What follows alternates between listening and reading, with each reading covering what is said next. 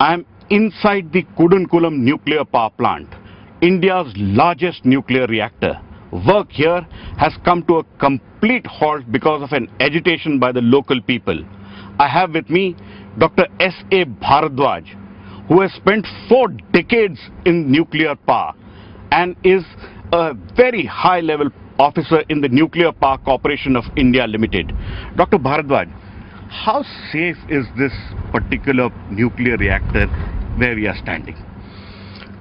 Well, I would say that amongst all the technologies created by man, nuclear power is the safest. Because while designing at every stage, you give total importance to safety. At every stage when we design, and I am a designer, you pose a question that what happens if this fails? And you have to build in that answer in the technology. So answers are built into the technology as far as safety is concerned. How safe is this reactor? Can a Fukushima type of accident happen here? Well, this particular reactor, which is the technology of today, in fact I will call it technology of tomorrow, is I would say safest plant in the world today. For example, at Fukushima, what happened because of the tsunami event and the loss of power supply consequently, the power was lost and the water supply was lost. Both are crucial for keeping the core cool. Here in this plant, as you see on the top of the plant, just by mere air, natural air at the rooftop can keep the plant cool. The air which is blowing ahead that can keep it cool. Just natural air, even if it is not blowing, can keep this plant cool. It will not need any water, any electricity to do that. Sir, this particular plant has been in the helm of a controversy. The protesters have asked about 50 questions.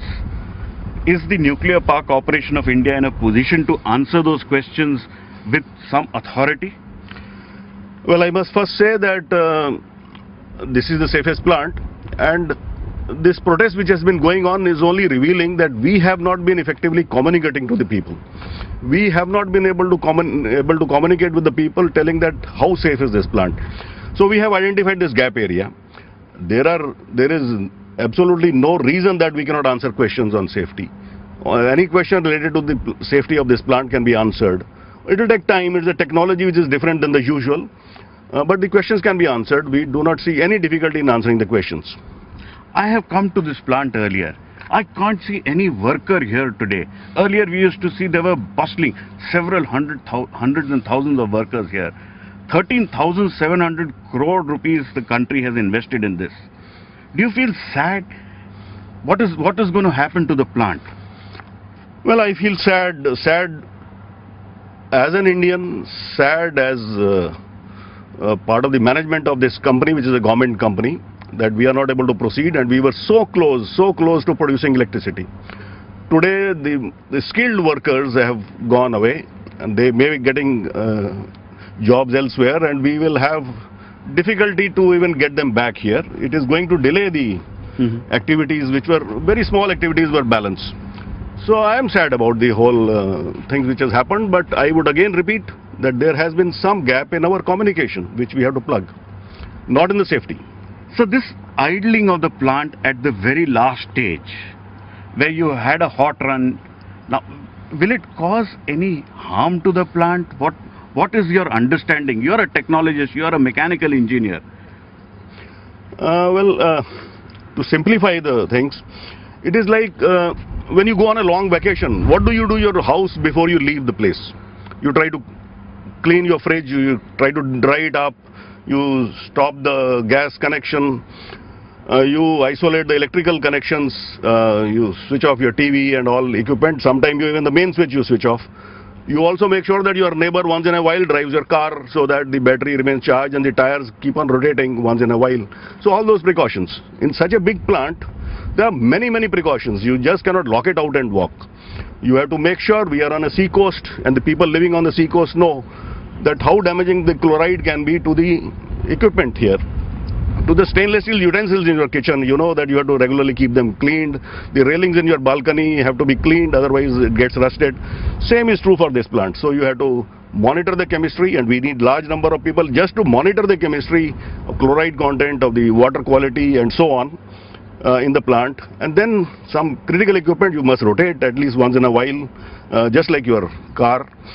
There are electrical systems which are charged today. We cannot switch them off because certain systems, some pumps are operating, some water supplies are there. So it needs, just like when you go out on a long vacation, you have to see that your house is well maintained. Even then when you return, you find there is fungus growth here and there. There are some signs of rust. Same is going to happen here if we prolong this, that people are not able to come and maintain the plant. So do you expect any damage to happen to the plant because you're not able to do maintenance which is required? Because it is a complex system.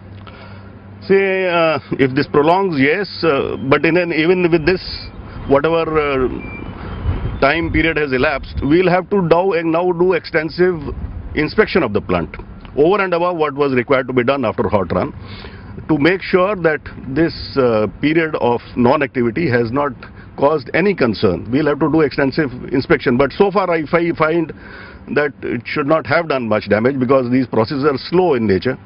But if it prolongs, yes, we'll have to take a massive program of preserving the equipment. You're standing, and I am also standing inside the nuclear plant. You've been in and out of nuclear plants. Are you scared of standing here with tons of uranium and radiation which is behind you? As a person, are you scared?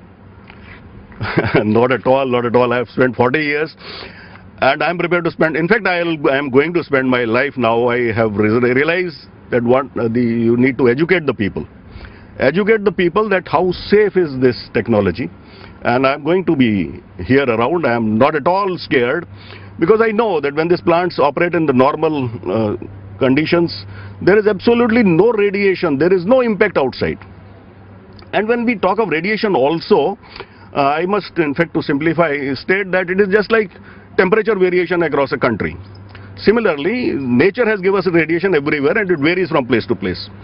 What these man-made things add, for example, the nuclear reactors, is negligible.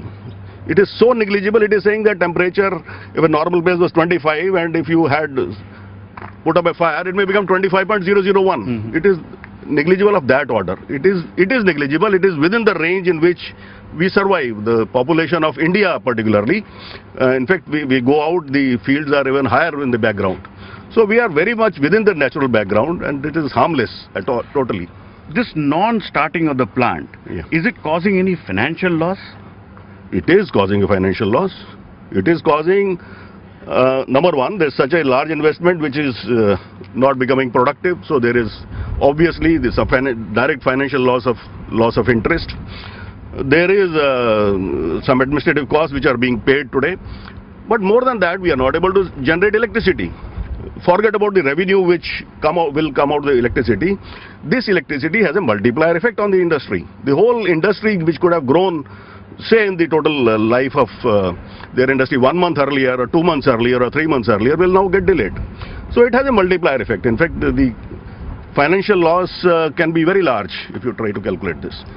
So the people of Tamil Nadu will also benefit. So they are also suffering by the non-start of this plant. Yeah, people only will benefit. The infrastructure, this is a part of infrastructure and government is setting up infrastructure for the benefit of the people. This is very much required for development. Therefore, we are delaying our development. Where are our neighbors? We are finding that Pakistan is going ahead building reactors. China is at the fastest pace today in the world, which even we cannot match that pace because they have realized that this is very much required. Our neighbor Bangladesh is going to have a VVR reactor. So I think we are going to lag behind if we do not attend to this immediately. So is this one of the safest Russian reactors ever made? It is one of the safest Russian reactors. In fact, I would like to clarify that when in India NPCIL, if at all it buys the technology, it is buying the technology under its own specifications. And these specifications are built specifically for meeting our requirements. For example, we know that in our country, electricity grids have been rather unstable. So in all our plants, and particularly here, because this is the largest size plant which we have ever built, 1000 megawatts, a lot of emphasis has been given on this particular aspect. And as I told you in the beginning, this can be cooled by simple air at the rooftop. Nowhere in the world this feature exists. So this is not a usual VVR. This is a VVR made for Indian specifications to meet Indian requirements of safety. And this is, I think, exclusive in the whole world.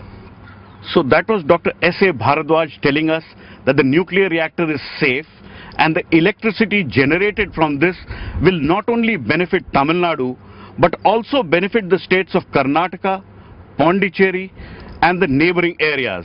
So if the plant is not started soon, it may corrode fast, and that is something which the country will not want to happen. With camera person S.P. Babu in Kudankulam, Pallav Bagla for NDTV.